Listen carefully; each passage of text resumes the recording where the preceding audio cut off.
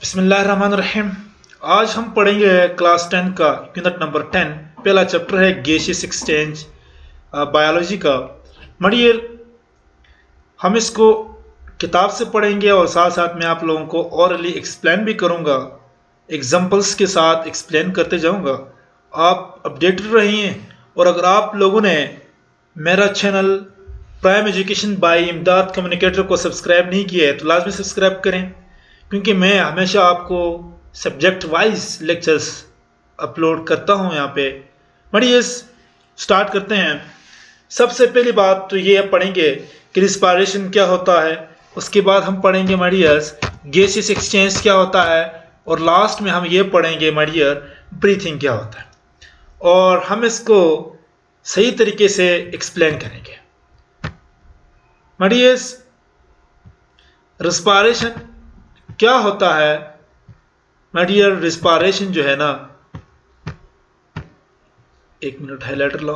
अच्छा, my dear respiration क्या होता है? Respiration is energy releasing process at the cellular level. My dear आपने इस लाइन को समझना है। सबसे पहली बात तो ये है कि सेलुलर लेवल का मतलब क्या हो गया मडियर? सेलुलर लेवल का मतलब होता है कि सेल के अंदर होता है। सेलुलर लेवल यानी सेल के लेवल तक जो रिस्पायरेशन होती है वो सेल के अंदर होती है। इसका मतलब ये है कि ये एक एनर्जी को प्रोड्यूस करने वाली प्रोसेस है जो कि सेल के अंदर होता है। बढ़िया, इसके बाद है इन दिस प्रोसेस, इस अमल में food molecules glucose are broken down into simpler compounds like carbon dioxide and water with the release of energy. My dear यहां पे जो टर्मिनोलॉजीज हैं, फूड मॉलिक्यूल जैसा कि ग्लूकोज, इसकी ब्रेकडाउन हो जाती है और बनता क्या है? Carbon dioxide, water and energy. My dear देखें, यहां पे ग्लूकोज मॉलिक्यूल है, इसकी ब्रेकडाउन हो जाती है और इससे हमें मिलता है तीन चीजें। कौन से?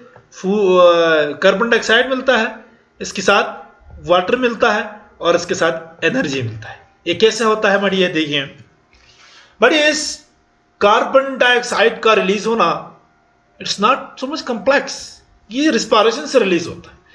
देखिए, आप दो तरीके से चीजों को अंदर ले जाते हैं। एक अपने मुंह के जरिए से, फूड को नाक और मुंह दोनों के जरिए से आप ऑक्सीजन को अंदर ले जाते हैं। बढ़िया, सबसे पहले फूड वेग की बात करते हैं। खुराक हम खाते हैं, हमारे स्टोमक में चला जाता है, स्टोमक के बाद ये इंटेस्टाइन में चला जाता है और इंटेस्टाइन के बाद ये ब्लड में ग्लूकोज के फॉर्म में चला जाता है और ब्लड से आपके सेलों में ट्रांसफर हो जाता है ग्लूकोज यानी फूड। सेल के अंदर ग्लूकोज जाके पहुंच जाता है। मडियर सेल के अंदर कहां पहुंच जाता है? याद रखें इस बात को कि सेल के अंदर जो फूड होता है वो माइटोकॉन्ड्रिया में पहुंच जाता है। मडियर अब ग्लूकोज तो आके पहुंच गया है जी। ग्लूकोज कहां पे पहुंच गया है? माइटोकॉन्ड्रिया में। लेकिन क्या अकेला ग्लूकोज की तोड़ फोड़ होकर हमें कार्बन डाइऑक्साइड, एनर्जी और वाटर मिलेगा? नहीं, कभी भी नहीं हो सकता है। अब ग्लूकोज बाही जो है ना, वो सेल के अंदर माइटोकॉन्ड्रिया में बैठा हुआ है। वो किसके इंतजार में है? वो अपने दूसरे बाही के इंतजार में, वो ऑक्सीजन। अब ऑक्सीजन किधर से आएगा? मुंह और नाक के जरिए से लंग्स में। लंग्स के अंदर एल्विलाइज होती हैं, एल्विलाई में ये डिफ्यूज हो जाएगा और वहां से फिर ये मेडियस ये ब्लड में चला जाएगा। देखें, ब्लड में जाने के बाद जिस तरह ग्लूकोज सेल के अंदर गया था, तो ब्लड के साथ साथ आपको पता अंदर सेल्स होती हैं, तो वो ऑक्सीजन जो है वो डिफ्यूज होकर सेल के अंदर चला जाएगा और सेल के अंदर माइटोकॉन्ड्रिया में पहुंच जाएगा। अब ग्लूकोज जिसके इंतजार में था ऑक्सीजन का, वो पहुंच गया है। अब ग्लूकोज की ऑक्सीडेशन होगी। ये ग्लूकोज है, ये ऑक्सीजन है। ग्लूकोज के साथ ऑक्सीजन मिल जाएगा, केमिकल रिएक्शन होगी। केमिकल रिएक्शन होगी, ग्लूकोज की तोड़फोड़ होगी। ग्लूकोज का फार्मूला है, लिखो C6H12O6। इसकी तोड़फोड़ होगी और हमें carbon dioxide, water and energy मिलेगा। बढ़िया, इसके बाद है we know that for aerobic respiration oxygen is required for the complete oxidation of food molecule with CO2 is released as a byproduct। Media याद रखें एक होता है एरोबिक रिस्पायरेशन, दूसरा होता है इनएरोबिक रिस्पायरेशन। एरोबिक रिस्पायरेशन तब होता है जब ग्लूकोज के साथ ऑक्सीजन एबंडेंस में हो, ज्यादा मकदार में हो, तब एरोबिक रिस्पायरेशन होगी। जब ऑक्सीजन ज्यादा होगा तो ग्लूकोज की कंप्लीट ब्रेकडाउन हो जाएगी, और जब ऑक्सीजन कम होगा तो ग्लूकोज की कंप्लीट ब्रेकडाउन नहीं होगी। इसलिए जब ऑक्सीजन कम होगा ऐसे रिस्पायरेशन को हम इनएरोबिक रिस्पायरेशन कहते हैं, और ऐसे रिस्पायरेशन जिसमें ग्लूकोज की तोड़फोड़ के लिए ऑक्सीजन ज्यादा मकदार में मौजूद हो उसको हम कहते हैं एरोबिक रिस्पायरेशन। याद रखिए माय डियर, यहां पे कहते हैं ऑक्सीडेशन ऑफ फूड का मतलब होता है ग्लूकोज के साथ ऑक्सीजन का मिलने को ऑक्सीडेशन ऑफ फूड कहते हैं माय डियर। इसके बाद it means that all organisms need to take O2 from the environment, air or water for respiration. My dear, तमाम जानदार चीजों को ऑक्सीजन को ले जाने की जरूरत है माहौल से, यानी हवा से या पानी से रिस्पायरेशन के लिए। मडियर, यहां पे लिखा हुआ है एयर और वाटर से ऑक्सीजन को ले जाना। हम तो हवा से लेते हैं ऑक्सीजन को, वाटर से कौन लेता है ऑक्सीजन को? वाटर से जो ऑक्सीजन लेता है ना, वो आप देख सकते हैं जो मेरीन एनिमल्स होती हैं, जो समंदर, दरियाओं और नदियों में पाए जाने वाले जो जानदार चीजें होती हैं, उनके अंदर तो इस तरह सस्पेंडेड एयर तो नहीं होता है। उनके अंदर फिर वो ऑक्सीजन कहां से लेंगे? वो सिंपल बात ये है कि वो वाटर के साथ डिजॉल्व ऑक्सीजन को लेंगे रिस्पायरेशन के लिए। मडियस, स्क्रीन की तरफ बढ़ते हैं। इसके बाद है they also need to release O2 into the environment. My dear, मैंने कहा था कि ग्लूकोज भाई और ऑक्सीजन भाई दोनों सेल के अंदर माइटोकॉन्ड्रिया में चले गए। वहां पे ग्लूकोज की तोड़ फोड़ के हमें तीन चीजें मिली थी। यहाँ पे दो ग्लूकोज एक ऑक्सीजन आपस में रिएक्शन हो गया, यानी ब्रेकडाउन हो गई ग्लूकोज की। हमें क्या मिला? अभी हमें तीन चीजें मिली। First, water, energy, carbon dioxide. Carbon dioxide हमें बॉडी में भी रहना तो नहीं है ना, तो उसको बाहर निकलना है, तो कार्बन डाइऑक्साइड ब्लड में डिफ्यूज होकर हमारे लंग्स में आ जाएगा और लंग्स से बाहर निकल के चला जाएगा। लेकिन एनर्जी किधर जाएगी? एनर्जी हम डिफरेंट एक्टिविटीज के लिए इस्तेमाल करेंगे, और वाटर भी हम बॉडी में इस्तेमाल करेंगे। मडियर, इस तरह CO2 भी एनवायरमेंट में रिलीज हो जाता है। स्क्रीन की तरफ बढ़ते हैं। मडियर, इसके बाद है गैसियस एक्सचेंज। मडियर, याद रखें, गैसियस एक्सचेंज मींस, इसका मतलब होता है the exchange of oxygen and carbon dioxide between an organism and it's environment. गैसों का तबादला माहौल और इंसान में, ऑर्गेनिज्म में, यानी ऑक्सीजन का बॉडी में आना, कार्बन डाइऑक्साइड का बाहर निकलना गैसियस एक्सचेंज कहलाता है। माय डियर, गैसियस एक्सचेंज को हम ब्रीथिंग भी कह सकते हैं, गैसियस एक्सचेंज को हम ब्रीथिंग भी कह सकते हैं। और गैसियस एक्सचेंज माय डियर अकर होता है, वाक़ होता है बाय डिफ्यूजन। डिफ्यूजन के प्रोसेस से ये गैसियस एक्सचेंज का अमल होता है। माय डियर, डिफ्यूजन क्या होता है ऊपर जरा देखें रिकॉर्डिंग में। Diffusion is a process in which molecule move from a region of higher concentration to a region of lower concentration. Diffusion एक अमल है जिसमें मॉलिक्यूल हायर कंसंट्रेशन से लोअर कंसंट्रेशन की रीजन की तरफ, इलाके की तरफ मूव करते हैं। माय डियर, मैं आपको एग्जांपल दे के समझाता हूं। माय डियर, जो अब रूम है, एक रूम है, रूम के इस कोने में एक बंदा है, इस कोने में दूसरा बंदा है। इस कोने में जो बंदा है ना, उसने हाथ में बॉटल रखा हुआ है, यानी परफ्यूम का बॉटल है, उसने स्प्रे कर दिया। चंद सेकंड के बाद इस बंदे ने सूंघ लिया। मतलब यह हो गया कि इस बंदे ने जो स्प्रे किया था वो इस बंदे ने सूंघ लिया। इससे जाहिर यह होता है कि इस कोने में, कमरे के इस कोने में जो परफ्यूम स्प्रे किया गया था वो इस कोने तक पहुंच गया है, क्योंकि परफ्यूम के जो मॉलिक्यूल थे यहां पर इस बंदे के करीब वो जीरो थे।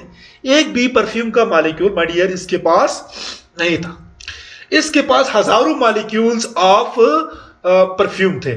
तो मॉलिक्यूल की कंसंट्रेशन यहां पे ज्यादा थी परफ्यूम की, तो higher concentration to lower concentration की तरफ ये मूव करेगा। इस तरीके से ब्रीथिंग भी इस तरह होता है। मडियर इसके बाद है breathing. Breathing is the physical process in which animals move air into and out of their body. My dear breathing एक फिजिकल प्रोसेस है जिसमें लोग क्या करते हैं, जानवर जो है ना वो हवा को अपने बॉडी के अंदर ले आते हैं और हवा को अपने बॉडी से बाहर खारिज करते हैं, यानी कार्बन डाइऑक्साइड को बाहर निकालते हैं, ऑक्सीजन को अंदर ले जाते हैं। इस अमल को हम ब्रीथिंग कहते हैं। मडियर इट इज डन, ये क्यों किया जाता है? इट इज डन, ये किया जाता है to get oxygen from air, हवा से ऑक्सीजन को हासिल करने के लिए किया जाता है, and to release carbon dioxide in it, और इसमें उसको कार्बन डाइऑक्साइड को बाहर निकालने के लिए किया जाता है breathing. And higher animal lungs are the organs of breathing. My dear याद रखें, जो हायर एनिमल है लाइक हम हो गए कॉम्प्लेक्स, अल्लाह ने हमें इन लंग्स गिफ्ट किए हुए हैं, लेकिन जो छोटे ऑर्गेनिज्म होते हैं यूनिसेलुलर, अगर आपने यूनिसेलुलर का नहीं पता है तो मैंने क्लास 6 का लेक्चर दिया है, वहां पे यूनिसेलुलर को एक्सप्लेन किया है, देखिए। मडियर यूनिसेलुलर और जो छोटे छोटे ऑर्गेनिज्म होते हैं ना वो अपने बॉडी सरफेस से ब्रीथिंग करते हैं। उनका जो गैस यानी कार्बन डाइऑक्साइड और जो ऑक्सीजन होता है ना वो उनकी अपनी बॉडी से एक्सचेंज होता है। मडियर इसके बाद है in breathing fresh air is made available to the respiratory surface of the lungs for the gaseous exchange. My dear देखिए यहां पे ये आपके पास लंग है, मडियर ये आपके पास एक फेफड़ा है, और इस फेफड़े को अगर आप देखें तो इसके अंदर आपको मिलेगा मडियस अल्विलाइज। इस फेफड़े के अंदर आपको अल्विलाइज मिलेंगे, इस तरह सर्कल सर्कल से यानी ओवल शेप के अल्विलाइज मिलेंगे। माय डियर इस अल्विलाई के इर्द गिर्द जो गैस होना चाहिए, जो एयर होना चाहिए इर्द गिर्द, वो फ्रेश एयर होना चाहिए, वो फ्रेश एयर होना चाहिए। ठीक है डियर्स, इसका मतलब ये कि respiratory surface of the lungs for the gaseous exchange, यानी fresh air is made available to the respiratory surface of the lungs for gaseous exchange. My dear अगर इसके इर्द गिर्द एयर फ्रेश होगा, ऑक्सीजन ज्यादा होगा, तो अल्विलाई के अंदर ऑक्सीजन कम होगा, तो बाहर से अल्विलाई के अंदर ऑक्सीजन जाएगा higher concentration to lower concentration. अब मैं कहता हूं ये वाली साइड क्या है, अल्विलाई का बाहर वाला साइड है, और ये वाला है अंदर वाला साइड है। माय डियर बाहर वाला साइड फ्रेश होना चाहिए, ऑक्सीजन ज्यादा होना चाहिए ये वाला साइड पे, ताकि यहाँ पे ऑक्सीजन की कंसंट्रेशन ज्यादा हो और एयर जो है ना वो अल्विलाई के अंदर इस जगह मूव करे। ठीक है, कार्बन डाइऑक्साइड का कंसंट्रेशन अंदर अल्विलाई के अंदर, इधर कार्बन डाइऑक्साइड की कंसंट्रेशन ज्यादा होनी चाहिए CO2 की, ताकि यहां से वो अल्विलाई से बाहर निकलकर लंग्स के थ्रू, ये हमारे नाक के थ्रू कार्बन डाइऑक्साइड बाहर निकल जाए। इसका कहने का मतलब ये है माय डियर्स। इसके बाद है my dears, as fresh air has a higher concentration of oxygen, higher concentration of oxygen then is present in the blood। अब माय डियर्स मैंने यहां पे कहा था ये बाहर वाला साइड है ना, अगर यहां पे ऑक्सीजन की कंसंट्रेशन ज्यादा हो रही है, ज्यादा है, तो ऑक्सीजन जो है इस अंदर ब्लड, यहां पे ब्लड मौजूद होगा, ब्लड में आ जाएगा, higher concentration to lower concentration की तरफ आ जाएगा।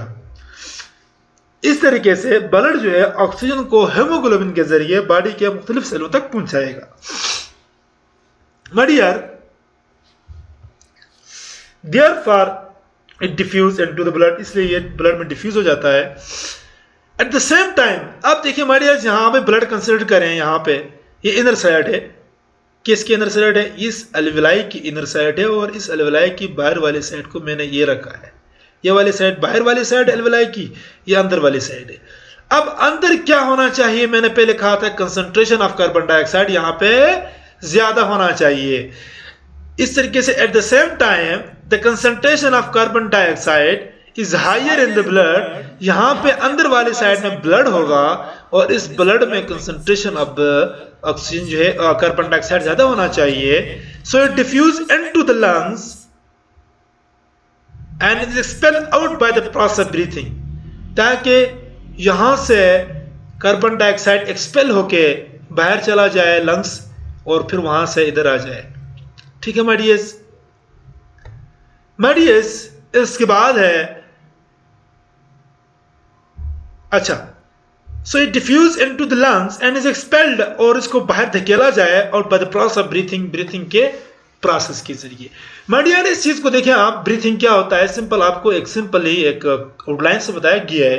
एयर मूव्स टू लंग्स, जब हवा लंग्स को मूव करता है और air moves out of the lungs तो हम इसको ब्रीथिंग कहते हैं. हवा का लंग्स के अंदर आ जाना, हवा का लंग्स से बाहर जाने को हम क्या कहते हैं, ब्रीथिंग कहते हैं. माय डियर यहां पे देखें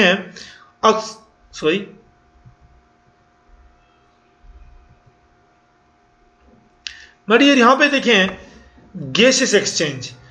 oxygen is taken from air, जब ऑक्सीजन को हम हवा से लेते हैं और कार्बन डाइऑक्साइड को हम लंग्स से बाहर खारिज करते हैं, इस अमल को गैसेस एक्सचेंज कहते हैं. There is no difference between the breathing and gases exchange, these are all the same.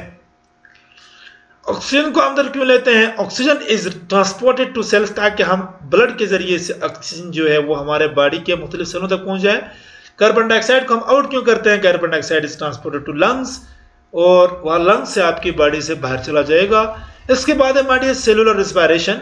Oxygen is used to oxidise food. Oxygen जो होता है ना वो फूड को ऑक्सीडाइज करने के लिए इस्तेमाल करते हैं.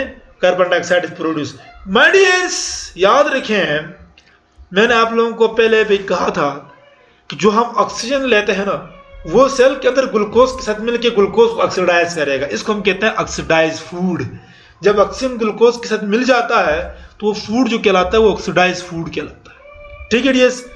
My dears thank you very much. इंशाल्लाह अगर आप लोगों ने हमारा चैनल को सब्सक्राइब नहीं किया है तो हमारे चैनल प्राइम एजुकेशन बाय इमदाद कम्युनिकेटर को लाजमी सब्सक्राइब करें. Thank you very much.